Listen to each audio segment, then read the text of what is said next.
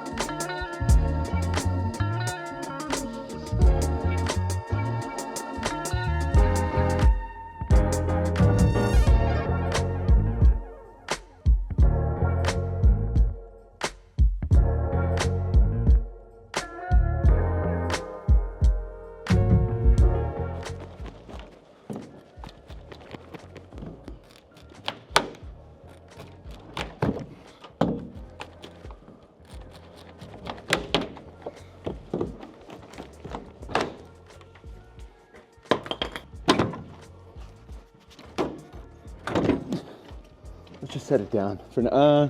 Hang on. My finger. Oh, there you go. You're not kidding. It's heavy. It's like getting it up into that. It's really gonna be really difficult. What if we did this? Broke it on here in a controlled way, set it down, and scoop it into a bag. Because getting it into the dumpster is gonna be very challenging. Lifting this, like even getting it there is hard, but lifting it up, over and in. I mean, the only way that we could really do it is if we're on that step going up. I don't want to break it, but I feel like demo bags. you have a bunch. So let's just gently set it. That's why that looks like the way it does. I need another one. But if we can control it, it'll be easy to sweep it up in here. Okay, you let it go first. So this window is about 8 feet wide and almost 5 feet tall. Getting this up and into a 40-yard dumpster is gonna be very difficult. We're gonna break it up, load it into about 3 separate bags, and get it in the dumpster that way. I really don't wanna do this, but I'm not gonna try to lift this into a dumpster. Right in the corner.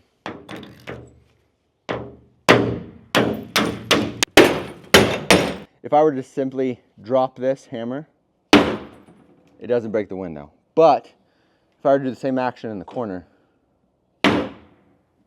easily. You gotta go to the weak spot.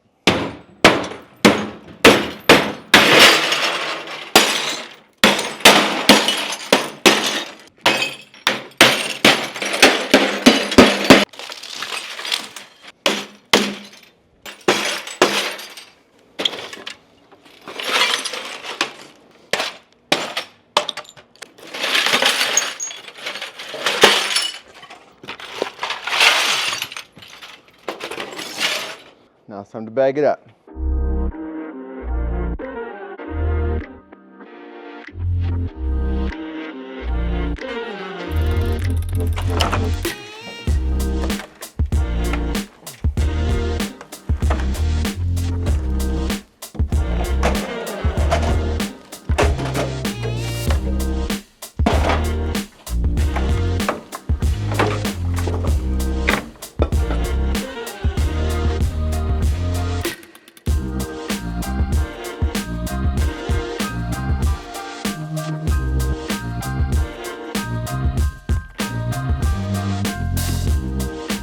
So it got a little dark. We weren't able to capture the footage of us getting the front door in, but working our way up, we got a new front door. Now, the railing that was here, I didn't like it. I thought it visually looked a little cluttered. So I got rid of it, Code calls for 30 inches and higher requiring a railing, and we're right at 30 inches, so we don't need a railing. But this is the front door we got. Picked it up. Didn't know it had frosted windows. Didn't quite love it, but here we are. There was like a film and it was painted, so the person who I bought it from said it was clear. He didn't really know, but whatever. We can get that changed, no problem, if we need to. So a few big updates with the house are electrical is finished, plumbing is finished, HVAC is finished, and insulation is finished. And we are currently working on drywall. All of that was accomplished this week, which is a huge update.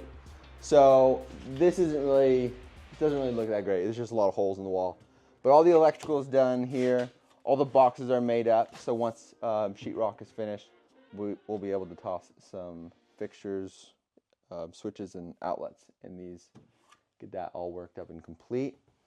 Drywall is currently going up, but where we're at with insulation, we did an advanced R30 in the ceiling, which is just a bat with no face. And then here we did bibs. So bibs stands for blow-in blanket insulation. And what they do is they hang this netting on the 2x4s. They hang it really tight, and then they'll cut holes, a series of holes throughout, and just pump this insulation in. It's pretty cool.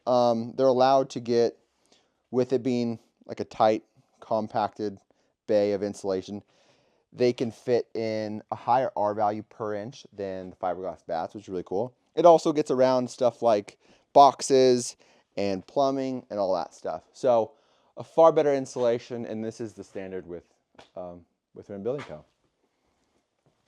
So that's insulation. As you can see, we do have a few holes cut in for electrical, but that's where that's at. We added a couple returns and vents for better airflow, a more updated airflow of the house. It'll just make it a lot more comfortable. Working our way into the master bedroom. Not a lot has changed since last you saw, but working our way into the bathroom, this wall is framed up and ready for plumbing. And we removed this pony wall. I know there was discussion about it. It was here for a while. And then we realized that our layout for the vanity and the mirror situation will likely, it's still going to be a toss-up, but what we'll likely end up doing is a sconce, mirror, sconce, mirror, sconce.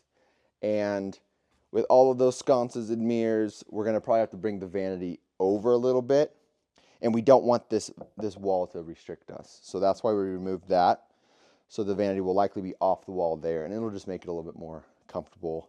And if we wanted to do that certain layout, we're not going to worry about having a mirror kind of push past the sink. So that's why we did that.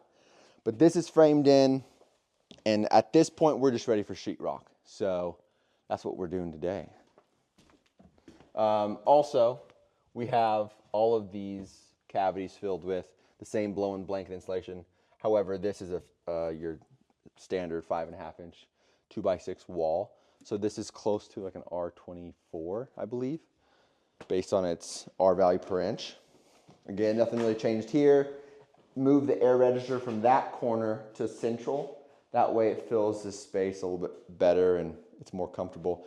Once again, this is just currently boarded up, but once we get the windows in, we will cut that to size, get the window fitted in, and then we'll be ready to trim that out. So that's currently where we're at inside. Working our way to the outside, there is one thing I want to show you guys. So one thing that this house doesn't have is gas, natural gas. So luckily, this street right here has gas available. So we were going to put it right there, but we found out that the sewer line is right there. So the gas meter is going in right here, and we'll get gas. The gas line's already stubbed in, ready for it. So this is going to come, trench a line, get the gas installed here, and then we'll be, oh my God. What is it? It's the pipe dope stuff that keeps it from leaking. Anyways, we're gonna get the meter installed here, get that hooked up, and that gas line is gonna supply the gas insert fireplace as well as the range, and eventually maybe an HVAC unit. We found out that this unit right here is charged with R22 refrigerant. It's an older way of refrigeration, and it's not used anymore. So to recharge it with that specific refrigerant, the costs are relatively comparable to a newer system. So at that point, once this fails, we'll likely just get this replaced at that point. But until then, this is what we'll be using. It does just fine, but we're not going to fix this and just replace it when it fails. And now we are back at the front of the house. Now I have a question for you guys, and this is something I'm trying to figure out. It's a lot of work to do, but we're here. We're already doing it. We're working on the house. Looking at this entire home.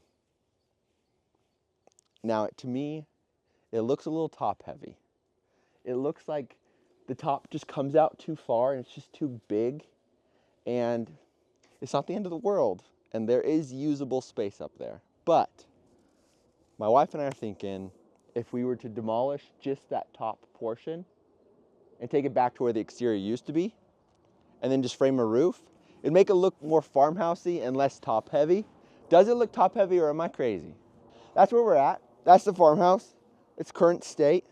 Yeah, it's Friday the 15th, so another update video, another week down in the books. We're that much closer to getting moved in, but there's still a lot of work to do. So thanks for watching, guys. I will see you in the next video.